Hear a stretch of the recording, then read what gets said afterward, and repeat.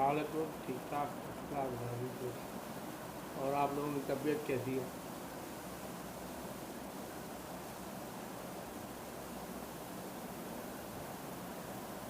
आज का वीडियो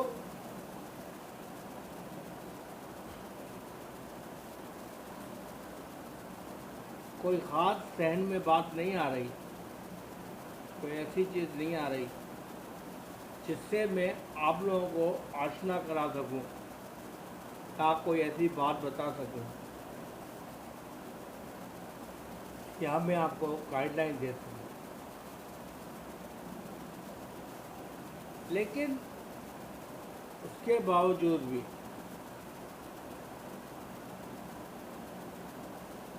मेरे पास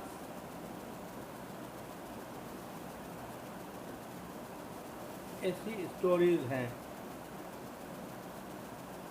जिसको सुनकर ये ज़रूर महसूस करेंगे कि हाँ, कहीं न कहीं हमारे ख़ानदान में, हमारे पड़ोस में, हमारे इधर उधर ये कहानियाँ चल रही।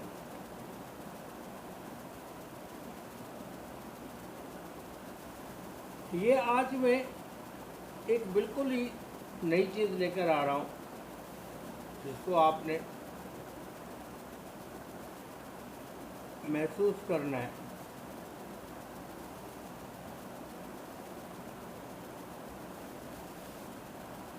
को आपने महसूस करना है कि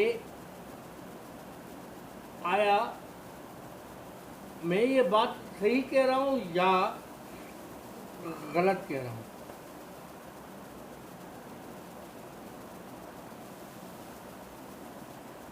बहुत सारे बच्चे हमारे आजकल के भी, पुराने बच्चे भी ऐसे ही थे। कुछ बच्चों में ऐसी थी कहानी जिसमें लव का फैक्टर होता था, प्यार का फैक्टर होता था, लेकिन वो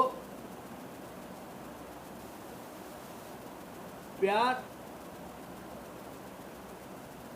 का इजहार जो है ना, एक दूसरे के साथ इस तरह से नहीं किया जाता था जैसे आजकल होता है।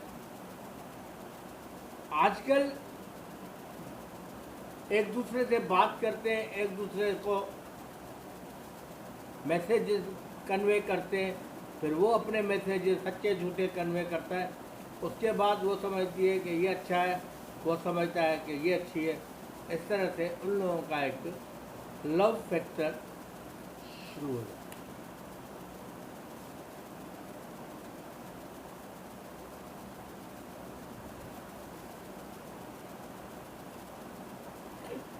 यहाँ पे मैं उन खानदानों के लिए कहूँगा जिन खानदानों में लड़कियाँ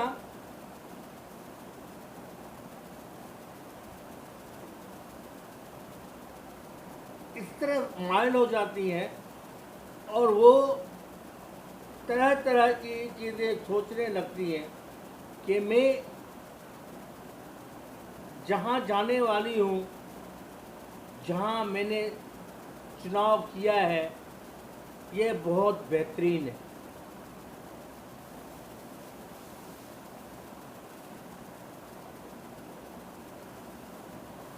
हमारे ज़माने में अगर 19-20 लव का फैक्टर होता भी था तो एक किस्म का बहुत बड़ा पर्दा होता था, बहुत बड़ा पर्दा होता था। उस पर्दे के पीछे ही एक लव स्टोरी होती थी जिसको माँ बाप समझने के बाद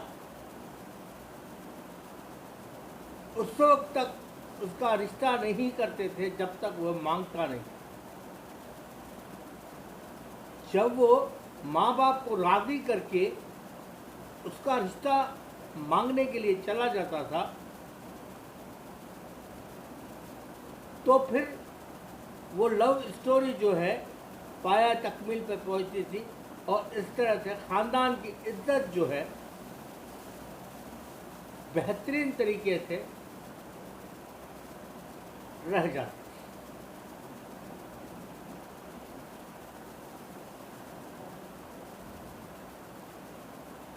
यहाँ पे आजकल के अंतर में, आजकल के माहौल में, आजकल के मसलों में लव का फैक्टर जो है बिल्कुल अलग से देखा जा रहा है।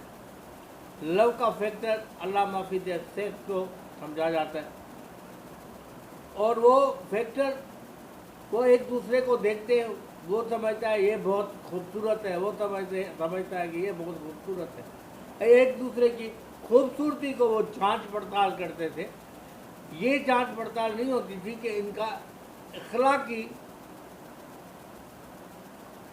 तमद्दुन क्या चीज़ है, अखलाक में उसके अमाल क्या है, क्या अखलाकी तौर पे वो सही है, मजहबी तौर पे वो सही है, या मजहब के बारे में वो जानती है या जानता है,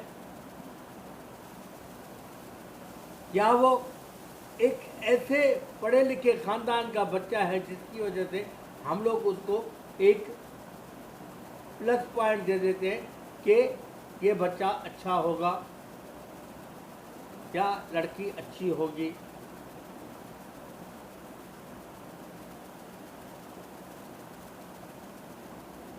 अब यहाँ पे माहौल ऐसा चेंज कर दिया गया कि एक दूसरे को परखने के लिए लड़की जो है जब उसके बहुत करीब जा चुकी होती है तो उसको महसूस होता है कि लड़का सही नहीं है। वहाँ उसको बहुत बड़ी चोट लगती है क्योंकि कई महीनों कई सालों की एक मोहब्बत जो है वो खटाई में पड़ जाती है और खटाई में भी ऐसी पड़ती है कि लड़की बिल्कुल मफलूज हो जाती है ज़हनी तौर पे और लड़का भी मफलूज हो जाता है क्योंकि लड़कों को अब अगर पता चलता है कि ये लड़की सही नहीं है मेरे लिए तो वो मफलूज हो जाता है कि मैंने ये क्या कर दिया, मैंने किससे लव स्टोरी इकट्ठी कर दी।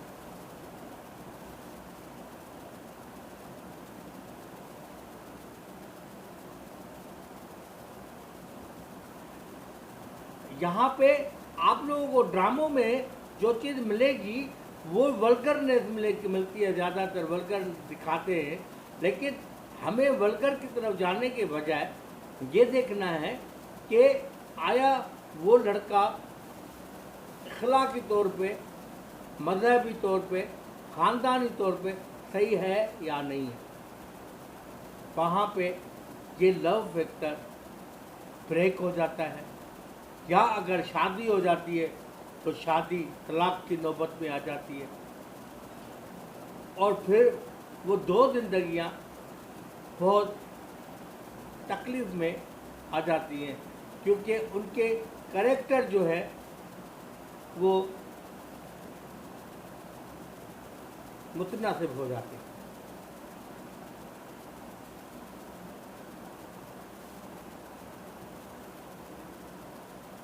सही नहीं रहते, किसी की नज़र में सही नहीं रहते।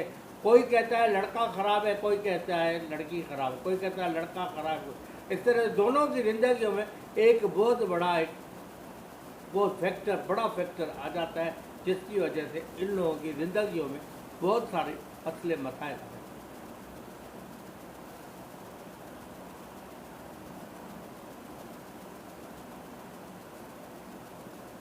दूसरा फैक्टर जो है वो ये है कि शादी जब वो माँ बाप की मर्जी से करती है या लड़का उसको पसंद होता है, वो माँ बाप भी पसंद करते हैं, लेकिन माँ बाप सही छानबीन न करने की वजह से, माँ बाप छानबीन सही न करने की वजह से धोखा खा जाते हैं और फिर उस धोखे को उनको निभाना पड़ता है, उस धोखे को निभाना पड़ता है। अगर लड़की शरीफ ख़ानदान की है तो उसने निभाना है, अगर लड़का शरीफ ख़ानदान का है तो उसने निभाना है। दोनों सूरत में निभाना पड़ता है, अदरवाइज उसकी नौबत वही हो जाती है जिसको हम तलाक कहते हैं।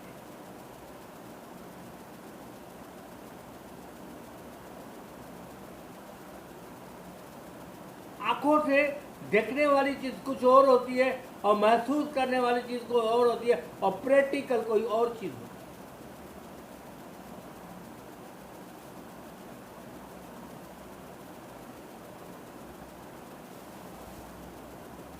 आपने बहुत सारी चीजें देखी होंगी, हालांकि आपके सामने पूरा मीडिया भरा हुआ है, पूरी दुनिया भरी हुई है, जिसमें अगर आप देखना चाहें तो आप खूबसूरत तरीन लड़की को देखेंगे तो वो क्या कर रही है, बदसूरत तरीन लड़की जो है वो क्या कर रही है, और वो चीज़ जो चीज़ आप देखना चाहते हैं वो आपके सामने आया हो जाती है। आपको पता चलता है कि लड़की जात की में क्या क्या खराबी हो सकती है, क्या क्या खराबी नहीं हो सकती है, लड़के में कौन सी खराबी हो सकती है, लड़के में कौन सी खराबी नहीं हो सकती।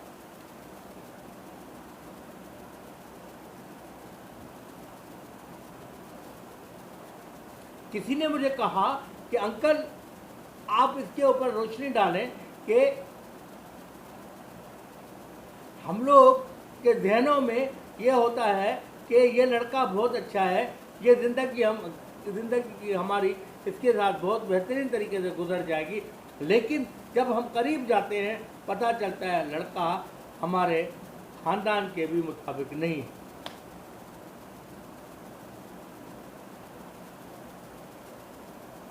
यहाँ पे मेरा कहने का मकसद ये हो जाता है, मेरा नसीहत ये हो जाती है कि जब माँ बाप बैठे हुए हैं तो आपको शादी के लिए किसी किस्म की भी जल्दी करने की ज़रूरत नहीं है, क्योंकि माँ बाप की जो जिम्मेदारी है वो माँ बाप जानते हैं।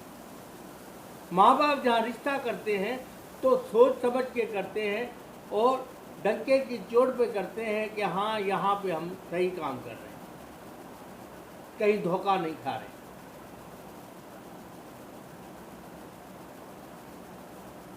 मैं साइको खानदान की इसलिए बात नहीं कर रहा, बहुत सारे साइको खानदान होते हैं, वो साइको खानदान जब वो शादियां करते हैं तो फिर बहुत सारी चीज़ें उसमें टकराव होता है, वो मैं बात कर ही नहीं सकता, क्योंकि साइको के लिए मैं ये कहूँगा साइको ही होता है।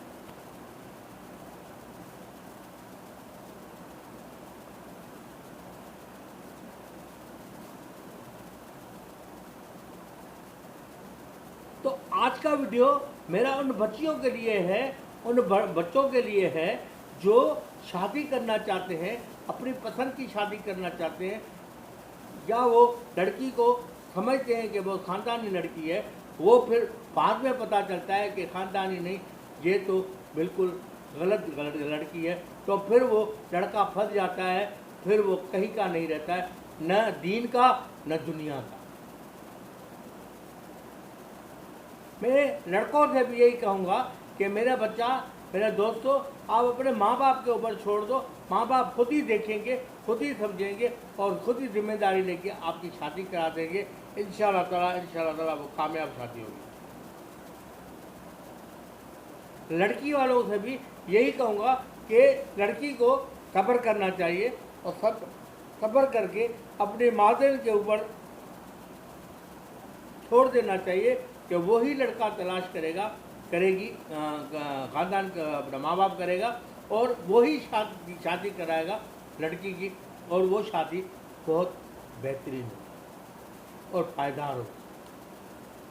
बाकी काम खुदा के होते, क्योंकि जोड़ी आसमानों में बनती और आसमानों से ही टूटती भी।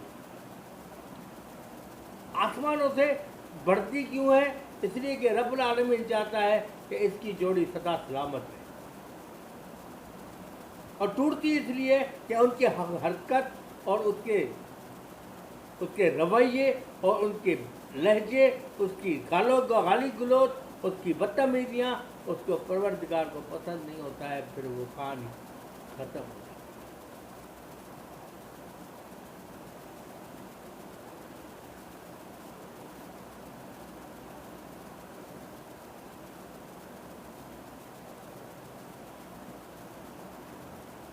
तो ये आपके सामने एक चीज क्लियर कट आ गई कि मोहब्बत लैला मजनू वाली, श्री फरहाद वाली नहीं रही।